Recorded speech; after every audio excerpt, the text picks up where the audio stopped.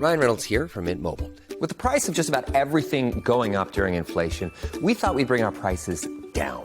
So to help us, we brought in a reverse auctioneer, which is apparently a thing. Mint Mobile Unlimited Premium Wireless. How to get 30, 30, bit to get 30, bit to get 20, 20, 20, bit to get 20, 20, bit to get 15, 15, 15, 15, just $15 a month? Sold! Give it a try at mintmobile.com/switch. $45 up front for 3 months plus taxes and fees. Promo rate for new customers for limited time. Unlimited more than 40 gigabytes per month. Slows full terms at mintmobile.com. This podcast brought to you by Ring. With Ring cameras, you can check on your pets to catch them in the act. Izzy, drop that. Or just keep them company. Aw, I'll be home soon. Make sure they're okay while you're away with Ring. Learn more at ring.com/pets. Hello, Beat Check listeners. I'm Shane Dixon Kavanaugh, Portland City Hall reporter and your host today. Portland, like much of Oregon, is still in the throes of a housing crisis. Rents and home prices continue to squeeze some residents and move further out of reach for others. Developers who could help shift the narrative are feeling a little skittish. Meanwhile, the dream of converting vast swaths of empty offices in Portland's beleaguered downtown into apartments remains elusive and unlikely to materialize in the near future, if ever. Joining me is Jonathan Bach, housing and commercial real estate reporter for the Oregonian Oregon Live, to talk about Portland's housing crunch and how it could be solved. Jonathan, thanks so much for joining me today. Thanks for having me on. So let's just start with talking about this idea of turning downtown offices, which are currently unoccupied, into apartments. It's hard for me to imagine an idea within sort of the housing production space that has been more hoped for, more ballyhooed, more hyped, and has gotten such a wide range of support from local officials and leaders. So tell us a little bit more about this idea and, more importantly, why it's not happening right now. Yeah, I think that the idea of turning offices into apartments, especially at a time when nearly a third of downtown Portland's offices are sitting empty, according to a real estate brokerage called CBRE, is really attractive on the face of it because of the fact that you think, okay, we have empty space. We've got a lot of empty space. What are we going to do with that empty space? We've got a housing crisis. We've got a big housing crisis. Let's just set up some housing in those offices. The reality has proven a lot more complicated, and to developers' chagrin, and to, I think, the cities as well, expensive. Right. But I mean, the city in the last year has taken a number of steps, or at least within their power and authority, to try to sweeten the deal a little bit. What have been some of those incentives? Yeah. So in 2023, the city passed some concessions for developers to try to incentivize them to undertake some of these office to residential conversions. They didn't have much immediate effect.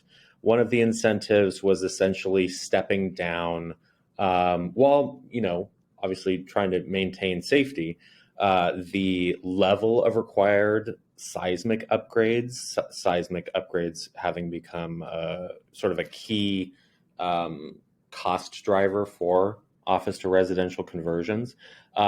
They changed some of the requirements to make them ostensibly a little bit more attainable for developers and hopefully a little bit less expensive. And then they also paired that with what's known as a system development charge waiver of up to $3 million if you're undertaking these office to residential conversions. System development charges have to do with it's a fee that you pay on new construction, and it helps to pay for things like parks and other infrastructure in the city. So the city was saying, we're going to waive these system development charges up to $3 million if you undertake some of these office to residential conversions, because we want them so badly. That didn't really take, though. Yeah, I was going to ask, have there been any takers so far? It's been a year, and I know that both real estate, commercial real estate firms, and also the city have identified a number of potential properties in downtown that would be ripe for these types of conversions. Yeah, there was one company I talked about earlier, CBRE. They published a map that is national in scope, and it showed that Portland had no office to apartment conversions taking place as of yet. There was at least one that we profiled. It was this nonprofit called City Team Portland, and they bought the Overland Warehouse building on Northwest 4th Avenue for just under $5 million from a real estate group called Urban Development Partners. And Urban Development Partners had fully renovated this 135-year-old former warehouse in 2016. They had intended to use it as creative offices. As UDP principal Eric Kress told me, there's not a lot of demand for office in Old Town right now. Mm-hmm. There is a need for housing, particularly among the communities that City Team serves, Eric said. So City Team is in the process of doing what is effectively an office to residential conversion. But City Team's executive director, this man, Lance Orton, told me that if UDP had not already undertaken the seismic retrofits, if UDP, the prior owner, hadn't already done that work, that this project wouldn't have been possible. So again, it comes back to these seismic retrofits as one of the big challenges to making these happen. And Portland's not the only large city in the U.S. that's talking about this idea of office to apartment conversions in their central city or downtown or other other areas.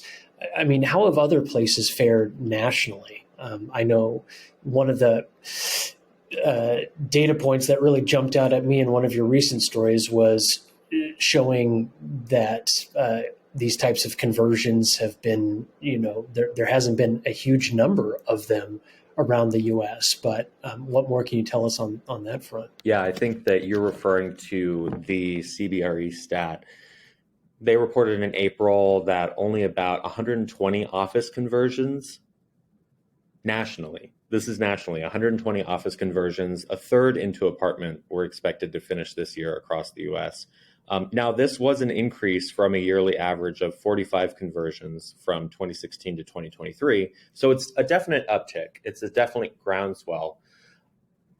120 office conversions nationally, though, is, if you think of the scale of the broader housing crisis nationally, Freddie Mac, there's a very famous stat that Freddie Mac put out a couple of years ago that we have, millions of homes short nationally. 120 office conversions, and only a third of those into apartments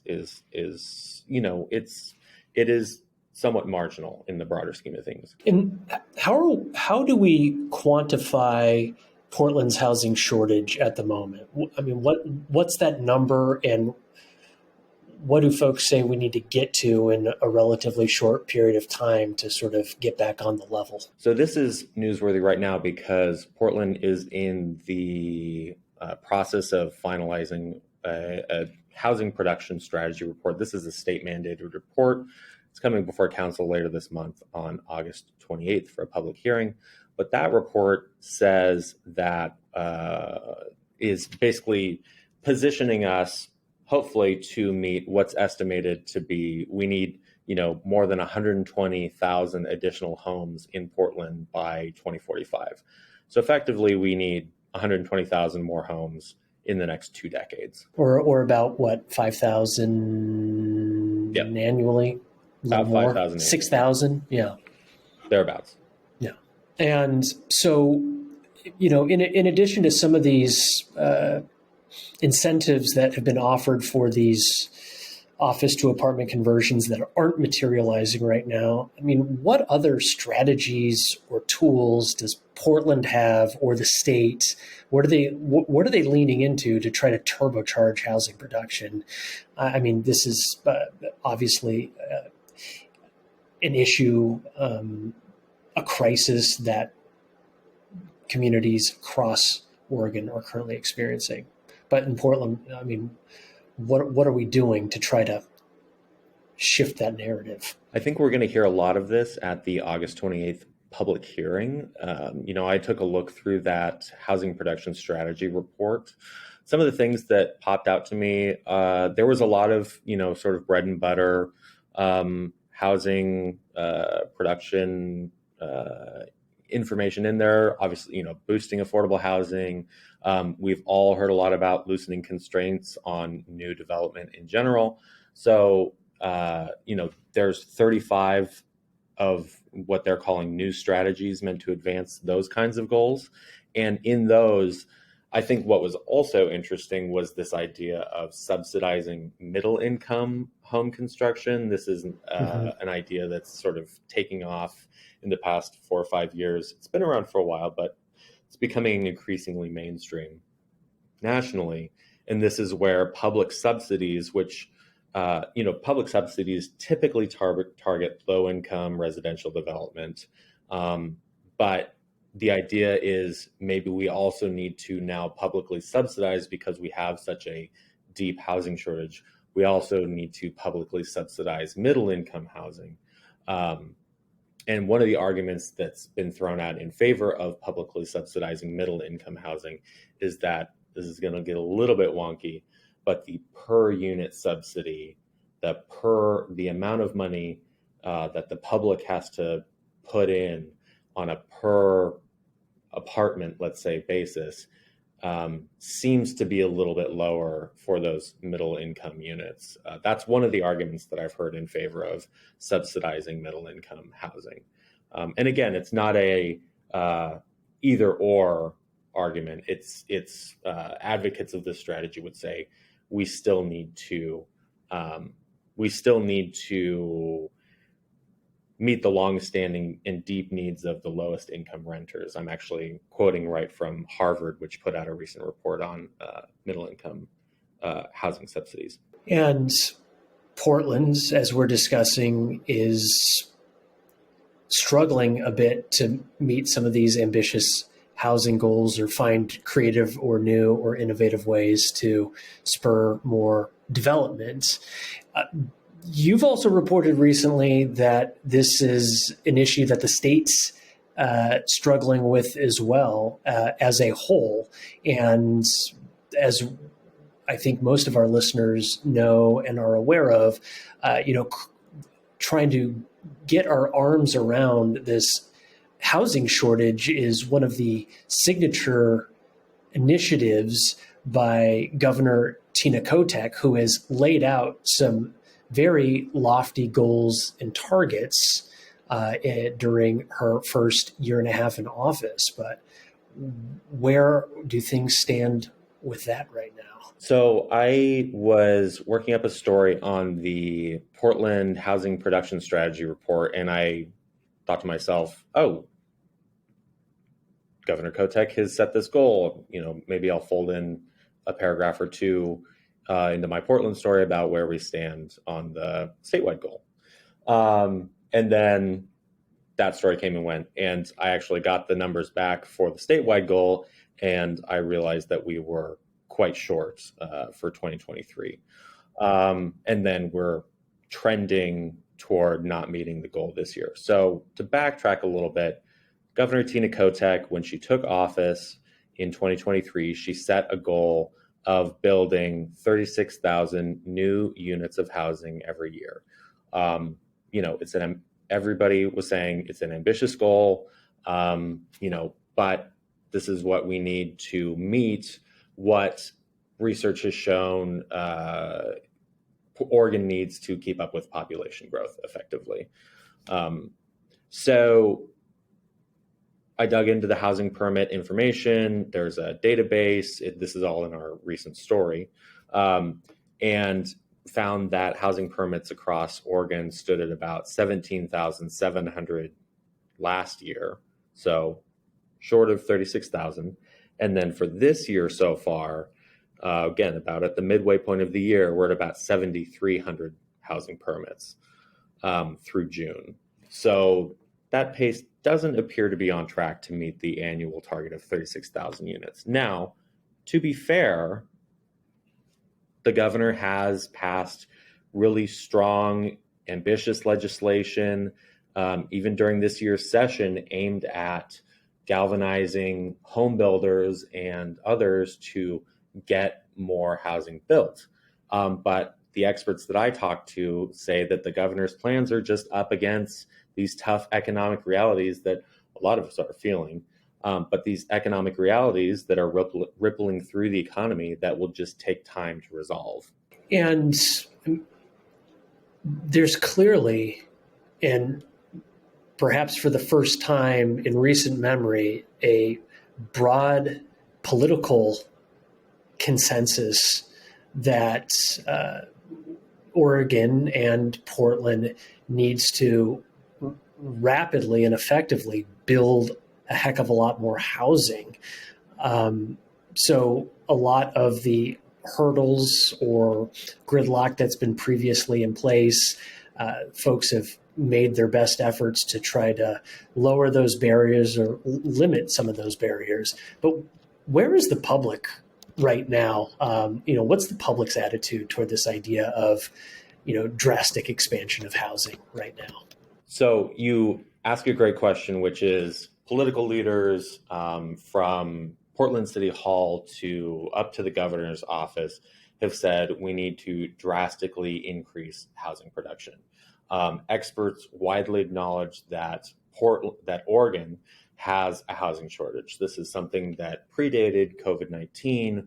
This has been with us for a while. Really, even post Great Recession, you could point back to the post Great Recession. So we have a housing shortage. Where do the people stand? Well, I'm quoting from a March 2023 story in the Oregonian about a DHM survey, DHM being a polling firm here in town, and it showed that only a quarter of Oregonians want to increase home construction in the community where they live. In comparison, 40% want to slow home construction in their community, while 28% believe the rate of construction where they live should remain the same. So you have a lot of rhetoric from politicians, and you have experts weighing in on what the statistics show. But you do have some, at least as of this survey last year, you do have some hesitation from residents themselves for a whole host of reasons that would take a lot of time to get into. And this is just one poll. There is, in communities like Bend, there are really strong YIMBY movements, the Yes in My Backyard movement. So it's kind of a mixed bag. But it's definitely, I think, if you took this poll as an example, the governor faces some headwinds. And I think the last thing I wanted to speak with you about today was some of this new data around Portland housing production that you just got your hands on and published a recent story. Tell us a little bit about what it shows and what it perhaps portends for the near future here in town. Yeah, we got a hold of a slide deck from Echo Northwest, which is a economics firm here in town. That slide deck showed that Portland is on track to issue 500 multifamily housing permits this year. This is really a function. I talked to Mike Wilkerson, who's one of the folks at Echo Northwest, and he intoned that this was really a function of institutional investors balking at funding new construction in the city. They're still reluctant to bet on Portland at this point. And, if they're going to, put money into Portland, they're probably going to buy an existing building rather than put money into a high construction cost new building. That's just sort of where investors are at right now. But so when you're saying 500 multifamily permits so far this year in Portland, I think you're implying that that's relatively few, or certainly not enough. Could you elaborate on that a little bit? So for perspective, that would represent a 75% decline year to year. 2023 had 1,995 permits, multifamily permits. Right. And I think I had seen some of these figures as well, that even within the last few years, we're talking about excess of 4,000 permits in a year for multifamily housing in Portland. So this is a precipitous drop. Extremely. Cliff steep. And also sort of suggests or indicates that we're likely, as I think you said earlier, likely to face some pretty significant headwinds trying to reach these housing goals, at least in the near term. Yeah. I think the main takeaway for me for my conversation with Mike Wilkerson, the Echo Northwest economist, though, was that he also really hammered on the macroeconomic variable here. He said that Portland does have some localized issues in terms of investors sort of, wanting to put their money into Portland, but he did really emphasize the macroeconomic conditions just being really tough for building right now. Jonathan Bach, thanks so much for your time today. Thank you. Thanks so much for listening to Beat Check with the Oregonian. If you like this show, give us a 5-star rating and review on Apple Podcasts. It really helps people find the show. And tell a friend. Help spread the word. The best way to support our journalism and stories like this one is with a subscription to the Oregonian Oregon Live. You can do that at OregonLive.com/pod support. Until next time.